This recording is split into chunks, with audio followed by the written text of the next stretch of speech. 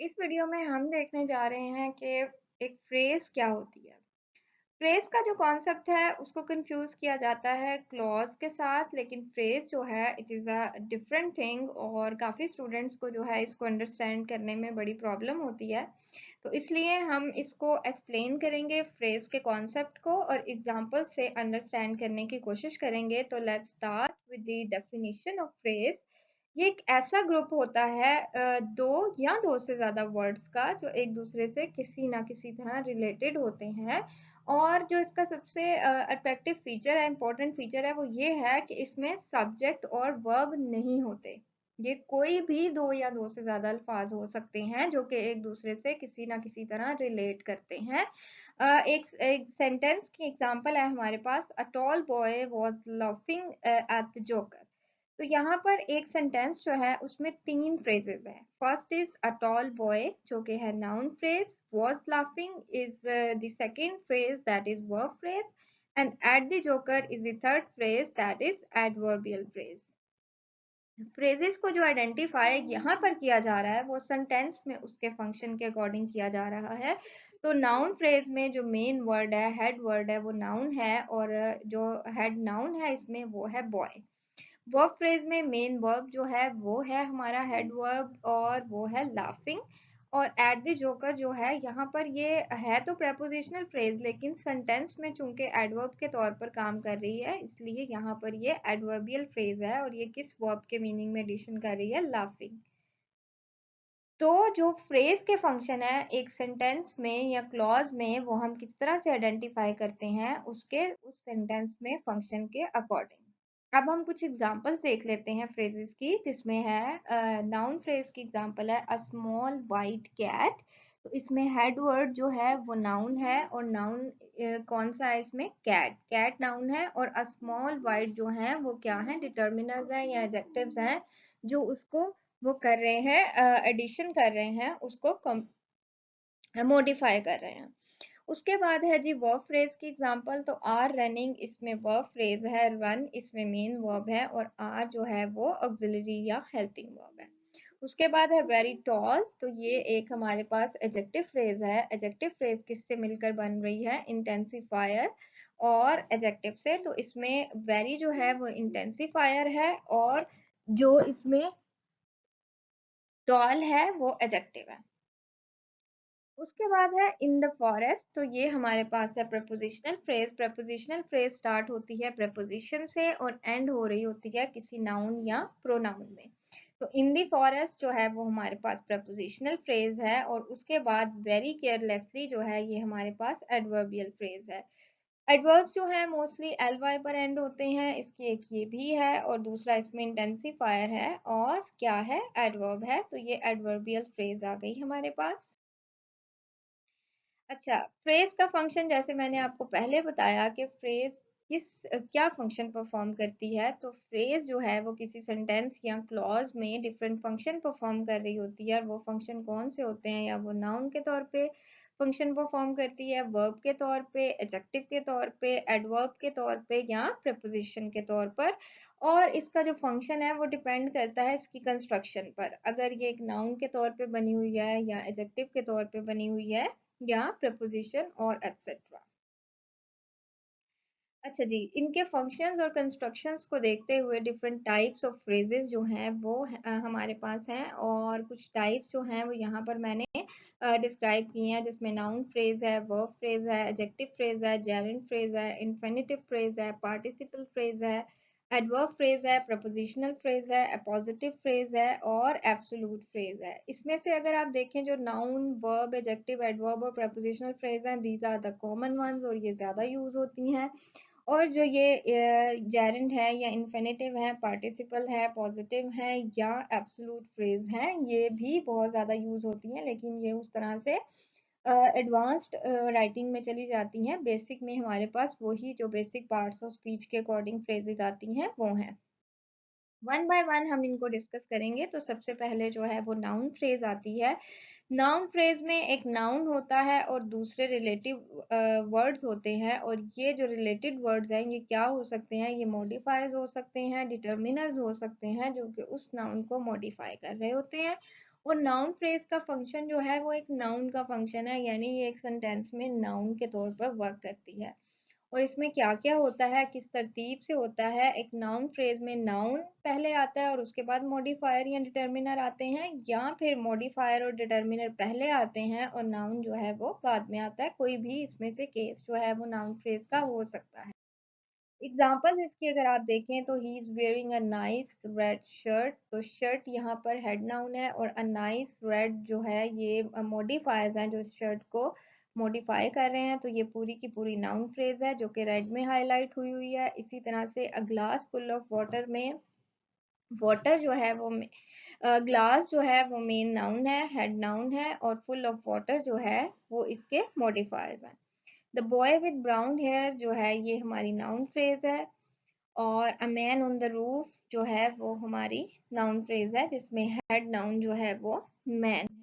उसके बाद हम मूव कर रहे हैं वर्ब फ्रेज पे, तो वर्ब फ्रेज जो है उसमें मेन वर्ब होता है और उसके हेल्पिंग वर्ब जो है वो होते हैं सेंटेंस में, और ये वर्ब के तौर पर काम कर रही होती है। अगर आप इसकी कंस्ट्रक्शन देखें तो इसमें ऑक्सिलरी और हेल्पिंग वर्ब्स आते हैं और उसके बाद मेन वर्ब आता है। यहाँ पर कुछ एग्जाम्पल मैंने दी हैं। Is eating is a verb phrase, has finished is the verb phrase, should study is the verb phrase, and has been sleeping is the verb phrase. After that there is adjective phrase, और adjective phrase ऐसा group of words होता है जो कि एक sentence में adjective का function perform करता है, और इसमें क्या क्या इंक्लूडेड होता है, इसमें एडजेक्टिव हो सकता है, मॉडिफायर हो सकता है, जो कि नाउन या प्रोनाउन को मॉडिफाई कर रहा होता है। तो एडजेक्टिव फ्रेज किस तरह से बनता है, मॉडिफायर एंड देन एडजेक्टिव। कुछ एग्जाम्पल जो हैं वो आप देख रहे हैं। He is hearing a nice white watch, तो a nice white is adjective phrase जो कि वॉच को मॉडिफाई कर रहा है। The girl with black hair, तो with black hair is adjective phrase जो कि गर्ल को मॉडिफाई कर रही है। He gave me a box full of chocolates, तो full of chocolates is the adjective phrase जो कि बॉक्स को मॉडिफाई कर रहा है। अ बॉय फ्रॉम लाहौर में from Lahore is the adjective phrase जो कि बॉय को मॉडिफाई कर रहा है। उसके बाद आती है एडवर्ब फ्रेज, तो एडवर्ब फ्रेज एक ऐसा ग्रुप ऑफ वर्ड्स है जो कि एडवर्ब के तौर पर काम करता है किसी सेंटेंस में। और एडवर्ब फ्रेज किस तरह से बनता है, इसमें एडवर्ब होता है और कुछ दूसरे वर्ड्स हो सकते हैं जो कि preposition हो सकता है, नाउन हो सकता है, कोई और वर्ब हो सकता है, या मॉडिफायर हो सकता है, और ये सब मिलकर एक ग्रुप बनाते हैं जिसको कहा जाता है एडवर्बियल फ्रेज या एडवर्ब फ्रेज। और इसका फंक्शन जो है वो एज एन एडवर्ब काम करना होता है एक सेंटेंस में। तो एडवर्ब फ्रेज बना एडवर्ब और other words functioning as adverbs in a sentence. Adverb phrase की कुछ एग्जांपल्स हम देख लेते हैं। Always behaves in a good manner, तो इन अ गुड मैनर जो है वो हमारी एडवर्ब फ्रेज है जो कि बिहेव वर्ब को मॉडिफाई कर रही है। I was shouting in a loud voice, तो in a loud voice is are adverb phrase जो कि शाउट को मॉडिफाई कर रही है। My father always drives with care, तो with care is adverb phrase जो कि ड्राइव वर्ब को मॉडिफाई कर रही है।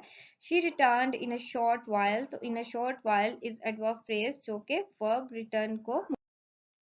Okay then is prepositional phrase, तो prepositional phrase में क्या होता है, preposition होती है और object of the preposition होता है। object of preposition का मतलब होता है ये वो noun या pronoun होता है जो कि preposition के बाद आ रहा होता है। और prepositional phrase में other modifiers भी included हो सकते हैं। prepositional phrase किससे मिलके बनती है, preposition और noun या pronoun से, जिसको हम object of preposition भी कहते हैं। यहाँ पर थोड़ी सी एक्सप्लेनेशन है ऑब्जेक्ट ऑफ प्रपोजिशन की, कि ए प्रपोजिशनल फ्रेज जो है वो स्टार्ट होती है प्रपोजिशन पर और एंड होती है नाउन और प्रोनाउन पर। जिस पर भी वो एंड होगी उसको ऑब्जेक्ट ऑफ प्रपोजिशन कहा जाएगा। और प्रपोजिशनल फ्रेज का जो सेंटेंस में फंक्शन होता है वो या तो एडजेक्टिव का होता है और या एडवर्ब का होता है, यानी प्रपोजिशनल फ्रेज या तो नाउन या प्रोनाउन को मॉडिफाई कर रही होगी या वर्ब एडजेक्टिव और अनदर एडवर्ब को मॉडिफाई कर रही होगी।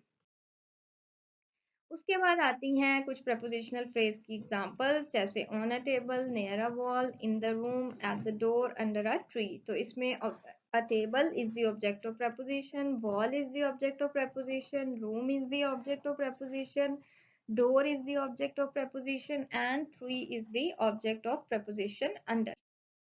ओके, अब सेंटेंस में एग्जांपल्स कुछ देख लेते हैं प्रपोजिशनल फ्रेजेस की। A girl on the roof is singing a song. तो ऑन द रूफ जो है यहाँ पर प्रपोजिशनल फ्रेज है जो कि फंक्शन कर रही है एडजेक्टिव के तौर पे। The man in the room is my father, तो in the room is the prepositional phrase that is functioning as adjective.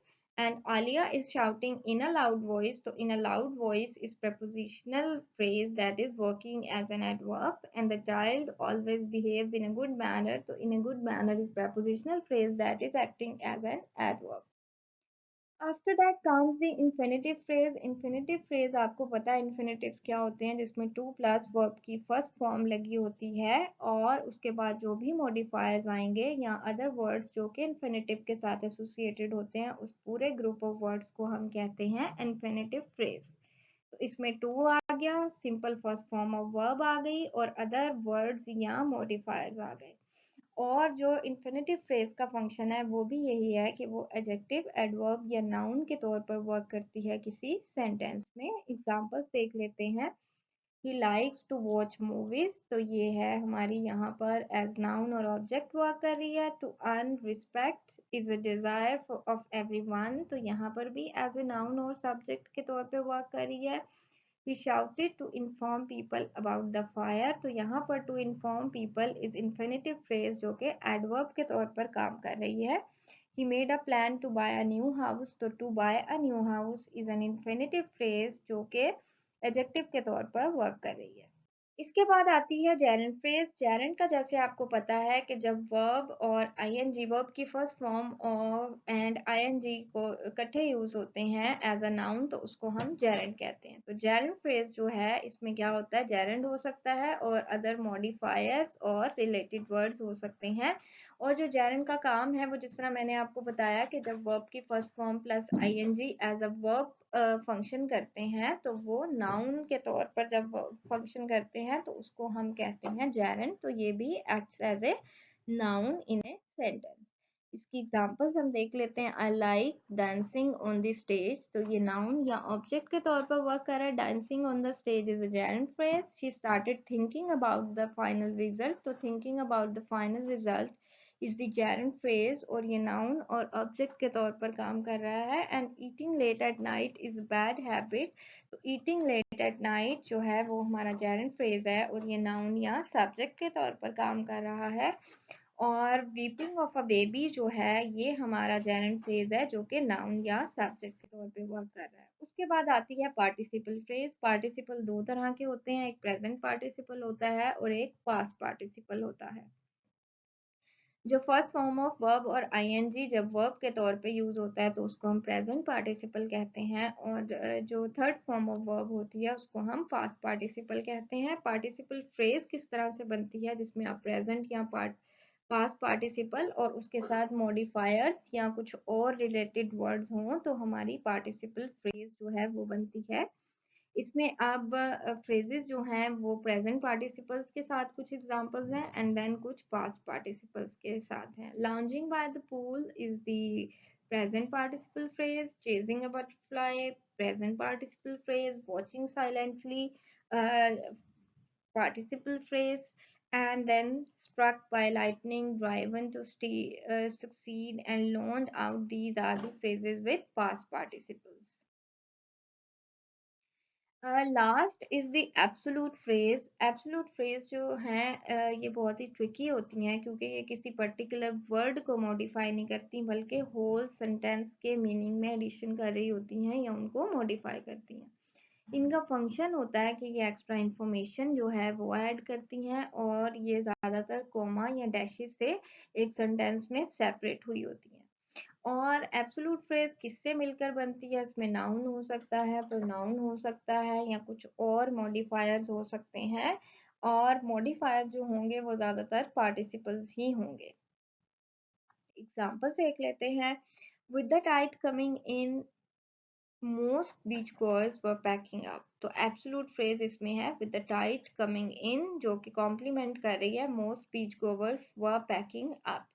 As the semester finished, Karen sold all her textbooks, तो as the semester finished is the absolute phrase जो कि complement कर रही है, modify कर रही है Karen sold all her textbooks को। The ice finally froze over and we went skating. The ice finally frozen over is the absolute phrase जो कि compliment कर रही है we went skating को.